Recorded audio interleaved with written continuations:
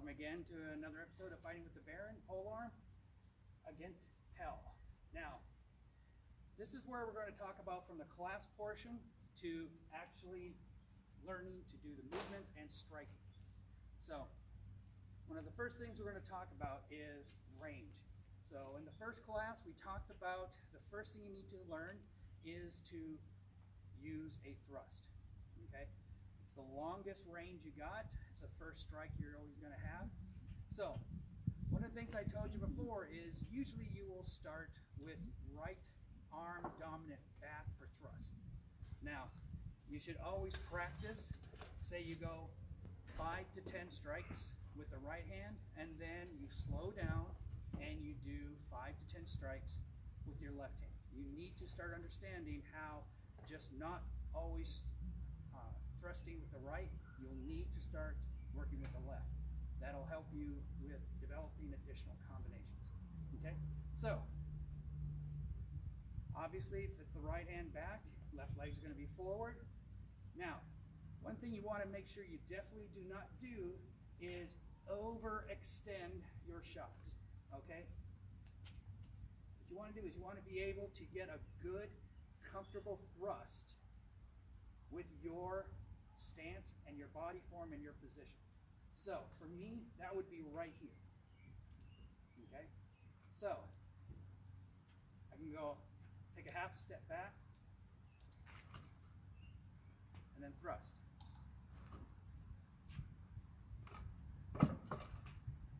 Now, I'm just doing straight thrusts.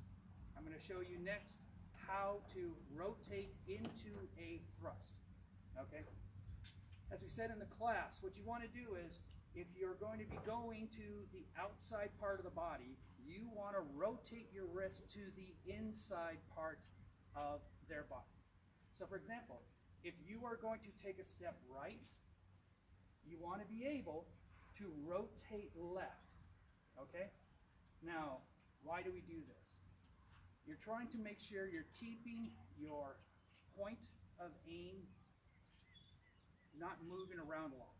And definitely not to the point where, even if it shifts a little bit, if they try to hit your polearm or anything, it's going to continue the movement out, and at which point you're not going to have a good solid shot. So this way, if you're stepping out to the right, but you rotate left, the possibility is that you're going to keep the point directly at the target you are aiming. Now, if you tried to go out right, you stepped out right and you hit, you have a tendency of going past your opponent, or your opponent can just step out of the way. So they can strike it, you could miss, they could step out of the way. This way, step, rotate in. The other benefit that this has is that it creates an additional arc of opening. All right, if you're trying to attack someone, and say they got a shield, and they got a little bit of their leg exposed, all right? And you want to try for the leg, you might get it, 10, 20% chance. But if you step, all of a sudden, you now have about a 30 to 40% chance because the leg has gotten open. Hey, that's great, then you strike, but then there's a good chance of possibly missing. If you go in, you now see that you're increasing the angle even a little bit more so you can hit the area better. Same thing opposite side. If you're going to step out, you want to rotate in to keep the tip going in. It's a great way of getting into a shoulder, into a hip, even into a gut, even into the face. This is going to create small little openings, angled openings, whenever you want to thrust. That's what's going to happen when you're starting to thrust, because unless there's wide open areas, they're going to give you small areas. At that point, your goal is to either get in that small area or move enough to make that area open a little bit bigger. Okay? So, do not overextend, which means you never bring your right leg over. You want to just make sure, take a small little stutter step, and then strike,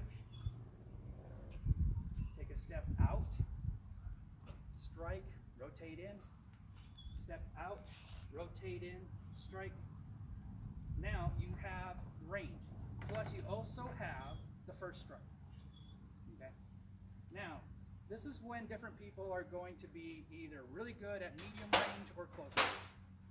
The majority of the people will go long range, short range, and attack a third strike, possibly in the middle range area. The ones that are really good are always going to keep their range the same. And what they're going to do is, instead of attacking, they're going to be able to learn to strike going backwards. So they might go, boom, and then as soon as they step, the opponent steps in, they step back out, and they keep their range still at max range possible. What they're doing is they're drawing you in. If you were the Pell, after the first strike, aha, I blocked that thrust, and then they rush in on them, which is usually what you're going to have to do. All that's going to happen is they're going to keep the range, they're going to keep you distant until they're ready to do the strike. Their strike is going to be what comes open because of your movement. Okay, how do you compensate for that? All right, they're backing up, they're striking, they're thrusting, and then all of a sudden they stop, and then they do a movement. You stop where you're at, and you back up. You start playing the range game too, because they have found, oh, this is the point, this is the opening, this is how I'm going to throw, and then you change how they think you're going to move. So you stop, shift over to the side, you start going back, whatever.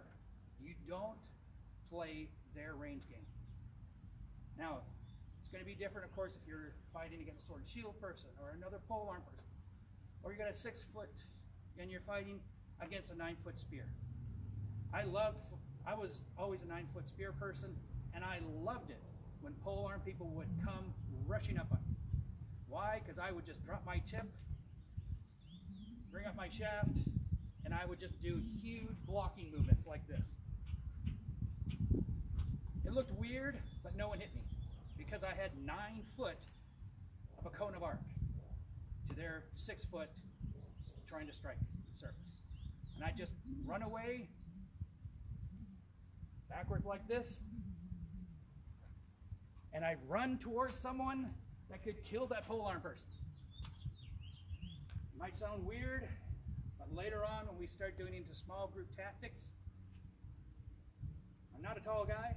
I would fight with a 9 foot spear, and there was one person, and he was 6'7", and he had a polearm, and he was my buddy.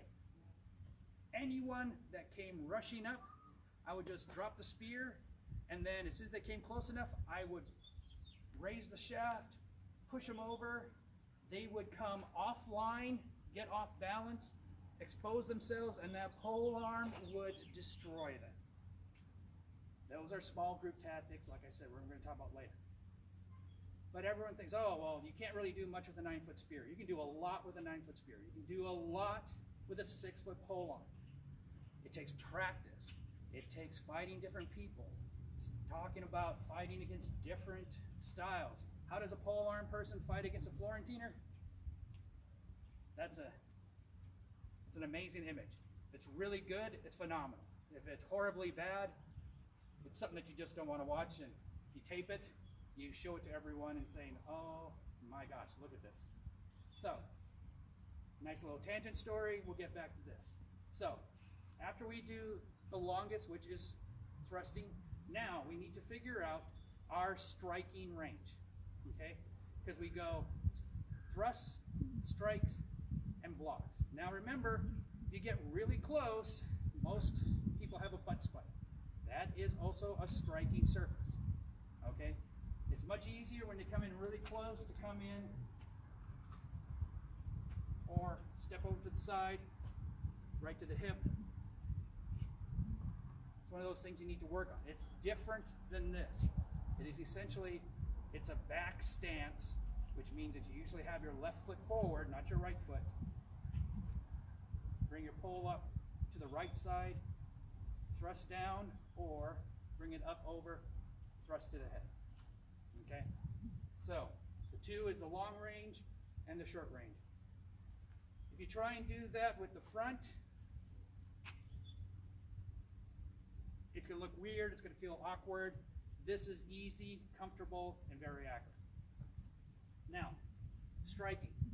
When you want to strike, like for me, most of my strikes will be right leg forward, right arm up, because I want to go and strike with my dominant arm. I need to do more practicing opposite, where I step and work on my left side, because you need to be able to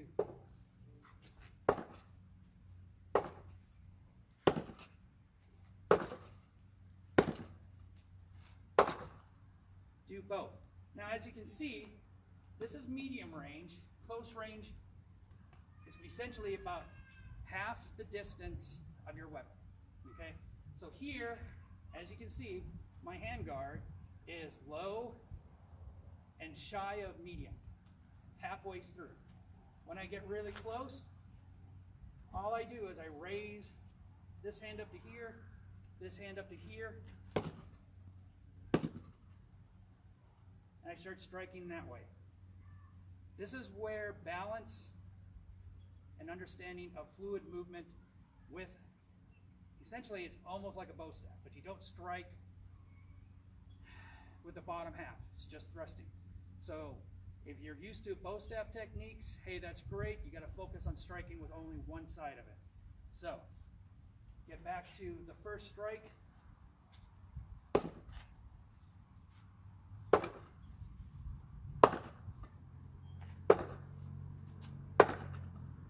Now right there, the movements that I did was from here, I step forward and I struck.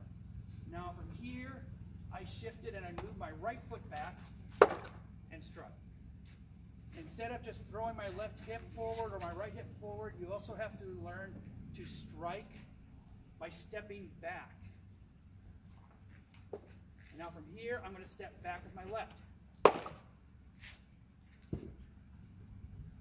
You have to understand keeping the range so that you can get the angle that you want. Sometimes it's going forward by stepping in. Sometimes it's striking by stepping back and rotating. Now, the third thing we're going to talk about is blocking. Now, there's two basic things. One blocking is someone's coming in and you take it and you just push your opponent. What you're trying to do is you're trying to get them offline. They're coming towards you, you take a step over here. Now you can try and do a strike, which is good, because you might hit the person. But if your goal is not to actually strike, or if you do strike, what you want to do is strike and then not bring it back, but strike and carry through. Not just trying to strike past your opponent. You are pushing your opponent offline. Okay? That's going to create a whole bunch of opportunities for you later. Okay? So, someone's coming in, and all of a sudden they come over and they go to the right side. You step, hit, drive the person through.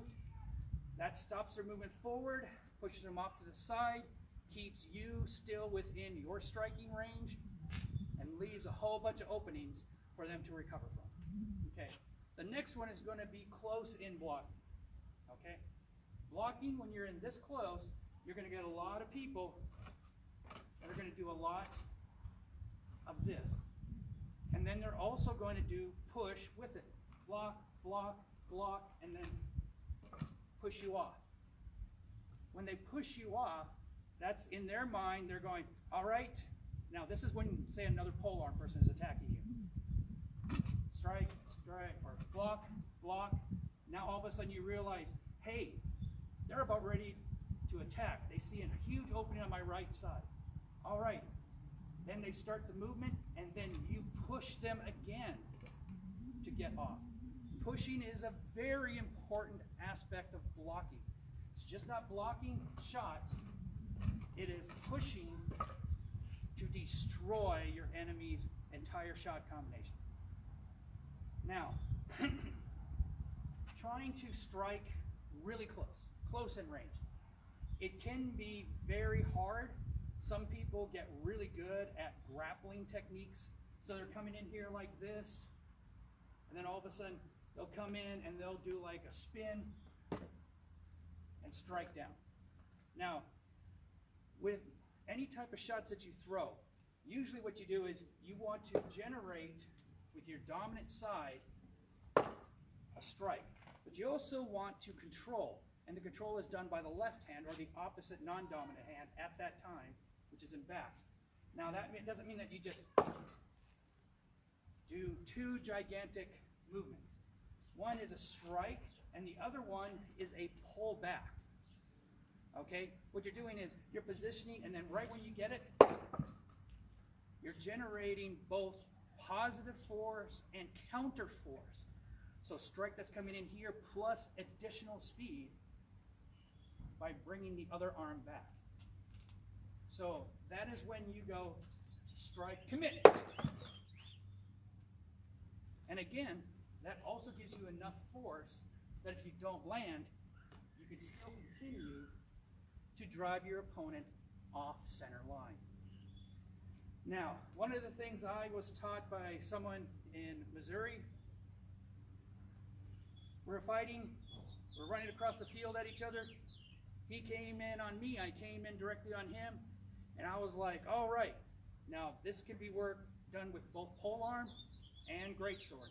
We were both on greatsword, and I'm like, ha, he's offside. I don't know why he's running to my opposite side. This is great. And I threw the shot, and he rotated and hit me on my offside. Ran right by him, straight shot, straight down.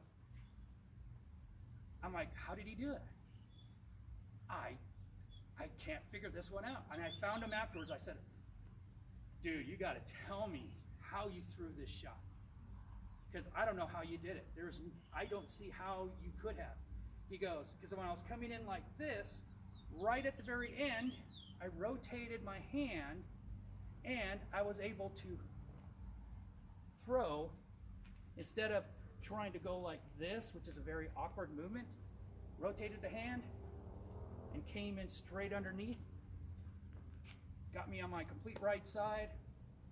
I was like, there's no way he was going to be able to do it. He did it. After that, it's been one of the greatest moves that I've seen for both greatsword and polearm. And it works great when you're really close in on something. So if you're really close in, it's really hard to find some strikes like this. Okay? You really have to do a lot of throwing cross shots, crossing your arm, shifting your body a lot, everything like that. The way to get around that, take your grip, rotate, then all of a sudden, it's fast, it's very strong, and it's an angle that a lot of people are not used to blocking. So if someone's blocking like this, and I come in like this, I now can throw the shot over and get the arm, the body, even if it's like this, I just take a small step out, entire leg side, hip side, totally exposed, and it also gives an automatic block. So, for example, from here, come in, strike here, all of a sudden now you have this as a complete blocking device. There's going to be always some area where your arm is going to be exposed a little bit more and everything like that. But from here, trying to attack, trying to get some angles, which is kind of awkward.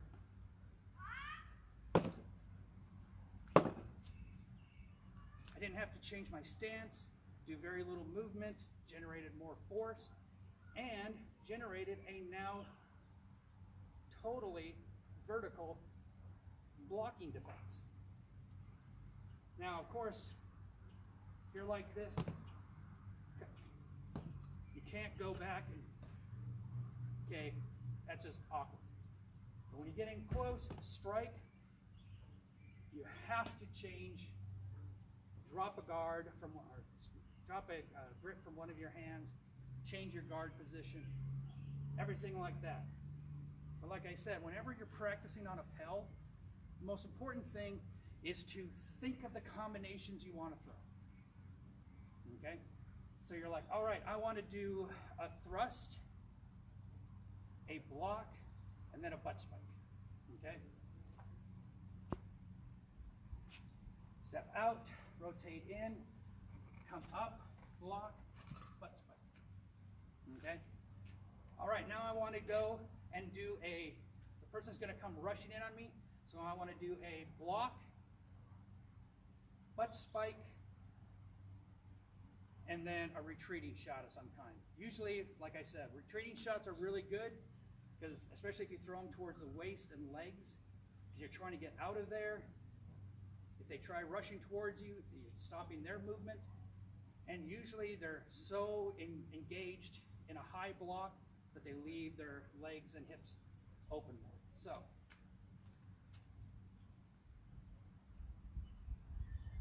I'm going to go high block, thrust, down towards the leg and hip. Now, I'm already doing 3-shot combinations. Very few times do you do a single shot combination with a polearm. You got too much variance, too much range, too much movement of both fighters. So you always want to do at least a minimum of a 2-shot combination whenever you're practicing with a polearm. Okay? So I'm going to go step out, strike, rotate in. Then I'm going to come in. I'm going to change my hand guard. I'm going to come in like this. All right, so strike, or correction, thrust, right side strike, left side strike.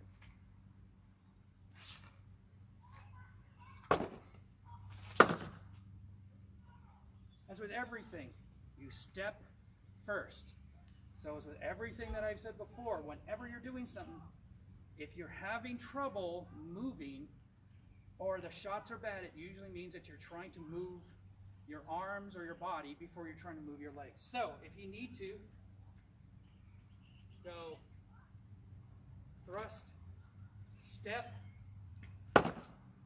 step. Say the word step in your head.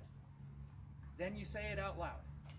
Once you say it out loud, your body has to do it. Your body feels weird if it doesn't do it. So, and who knows, if you can come up, what's the Arabic word for step? I don't know. Let's just call it faluga. So if you start yelling, faluga, and they don't know what that word is, they don't know that you're saying step. Maybe they're thinking, oh, it's their attack charge or something like that. Come up with a great word that is either step in another language or a word that you yell out that is pretty much ingrained in your mind that you have to take a step to. Try different things. Everyone fights differently. Find out what works for you. All right, so we talked about the 3 main aspects, which is thrust, strike, blocking. Okay? We talked about when you're throwing a thrust, when you step out to the right, you want to rotate in left for the thrust. You want to make sure you're always going into the body. If you go out to the left, you rotate right. If you're getting in really close, always remember, you should have a butt spike. Get in close. That gives you a good extra shot that could be very open, and if you don't take it, then that's your fault. Now, I also said that when you're in really close, most times it's blocking. You're going to have a few shot combinations. To increase the number of shot combinations, take either your left hand when you're striking and rotate, or your right hand, rotate, strike, more shots, more force, and more abilities to block. All right? If you, like I always said, whenever you have these things, please videotape. I don't care if it's videotape from 3 years ago. If you want to send it to me, I would love to see everything you guys got. So, videotape it and send it to me. If you've already videotaped it, send it to me. We're going to keep on doing this, and then I want you to find someone that can train you well. There's a lot of people that can fight real well but can't train. There's a lot of people who are like, all you need to do is learn this shot. Okay, how do I do that? Well, it's this shot. Okay, they might know how to fight, but they might not know how to explain it. There's nothing wrong with asking a lot of questions. Please do. Always, like I said, the purpose of these videos is to make sure you guys become better fighters so that we can get more fighters out, better fighters, so that I can fight better fighters too, because I want to keep on learning. When you start learning, once you stop learning, you start dying. Or in the military, we always said, once you stop movement, you start dying. There's a lot of things that when you stop, bad stuff happens. So, my nice little inspirational quote for the day. I am Eric Saturn, and I appreciate you guys always showing up, watching these things. Please always give me comments. I always love hearing from you guys. Thank you.